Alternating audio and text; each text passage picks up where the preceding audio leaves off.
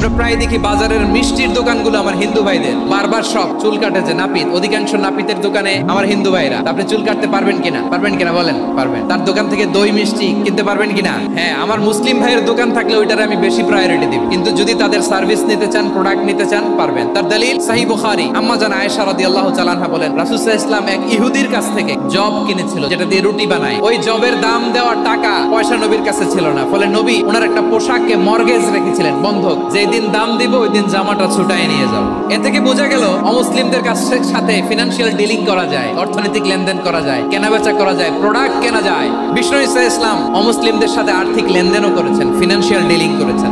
মিশরের বাদশা মুকাউকিস তিনি বিশ্বনবীকে বিশাল এক উপহারের ডালি পাঠিয়েছেন। মিশরের বাদশা মুকাউকিস ছিলেন ধর্মে খ্রিস্টান। কি উপহার দিয়েছিল আমার নবীকে? 1000 স্বর্ণ মুদ্রা, 2টা খ্রিস্টান দাসী, একজনের নাম মারিয়া বিনতে শামউন আল কিবতিয়া, আরেকজনের নাম সিরিন বিনতে শামউন আল কিবতিয়া। একজন খ্রিস্টান দাস 20 থান কাপড় জামা বানানোর জন্য, এরপরে একটা গাধা যেটার নাম ছিল রুফাইর, আর একটা খচ্চর এটার নাম ছিল দুলদুল। তো এই যে সুপার পাওয়ার খ্রিস্টান বাদশার কাছে নবী চিঠি লিখলেন, ওই খ্রিস্টান বাদশা আমার নবীকে উপহার দিল। বিশ্বনবী এই উপহারগুলো সানন্দে গ্রহণ করেছে। তাহলে অমুসলিম কেউ যদি আপনাকে উপহার দেয়, হালাল উপহার হলে আপনি গ্রহণ করতে পারবেন।